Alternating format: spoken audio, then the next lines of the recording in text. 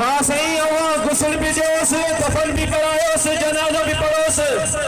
सही सबब कहिड़ो आहे के सबब इहो आहे हिकु दफ़ो नबियनि जे सरदार जो नालो ॾिठो सुभान अल्लाह हिकु दफ़ो नबियनि जे सरदार जो नालो ॾिसी जमियो हुई उन जे सदके में मूसा अलैहिस्सलाम जो नालो थो पढ़े ऐं काई इस्ताब ते बि मोहम्मद मुस्तफा जी इश्क में झूमण वारा तू खोटो न आहे सुभान अल्लाह तू खड़ो हर के पंहिंजो मुक़द्दर मुबारक हुजे ऐं सुन्नी तोखे पंहिंजो मुक़द्दर मुबारक हुजे असां अक्सर कलो के ॾींहं ते दहशतगर्दनि जेका खैरपुर में सुन्नत जमात जे पुरअमन आशिक़नि जे मथां हमलो कयो आहे उनजी बि पुरज़ोर मज़बत कयूं था पिया ऐं हिकु हदीस शरीफ़ अम्मा आमिना जे लाल जे शान में दोस्तो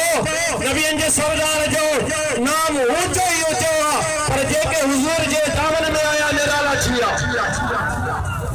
सब नबियनि जी उम्र जानवर हुज़ूर जी अम्मा आमिना सबका निराली सब नबियनि जे खीर पाइण वारी निरालियूं अम्मा हलीमा जो शहर क़यामत ताईं हलंदो रहंदो इहे खोड़े मिसाल थींदा टाइम ऐं डिसिप्लिन जे हिसाब हज़रत मखदूम मोहम्मद हाशिम ठटरी रहमतुल्लाह अलैह पंहिंजे किताब में लिखियो आहे इसे रोज़े घड़ी पंहिंजी मलफूज़ात में भी आंदो आहे मकतूबात में भी मखदूम मोहम्मद हाशिम ठटरी के हुज़ूर जो दीदार थियो हुज़ूर जी कचहरी में हेॾा भी तोहफ़ा मखदूम मोहम्मद हाशिम ठटरी रहमतुल्लाह अलैह अर्ज़ कयो साईं ही जेके दोस्त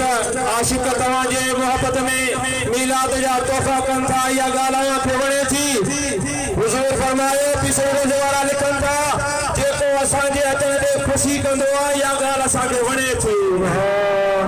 तोखे इहा ॻाल्हि वणे थी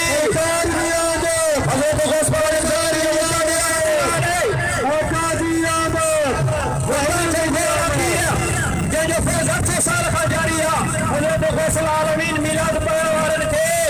जोड़ो पढ़ाईंदा हुआ बिस्तर पढ़ाईंदा हुआ तोहफ़ा ॾींदा हुआ ऐं मथे विहारींदा हुआ त तूं महबूब जो मीलाद पढ़ंदो आहे ये खालिसतन जमात अहल सुन्नत साल के लखी जी रैली आहे साल के लखी जी जमात अहल सुन्नत खे उन्हनि जी इंतज़ामिया खे ऐं ख़ुसूसन असांजी पुलिस असांजी इंतज़ामिया खे बेहद मुबारकूं असां गॾोगॾु असां पंहिंजे हथ जे इलाइक़े जे एमएलए मोहतरम गौसस खानवार ऐं मोहम्मद सिराज खानवार जा बि थोरा वॾी महिरबानी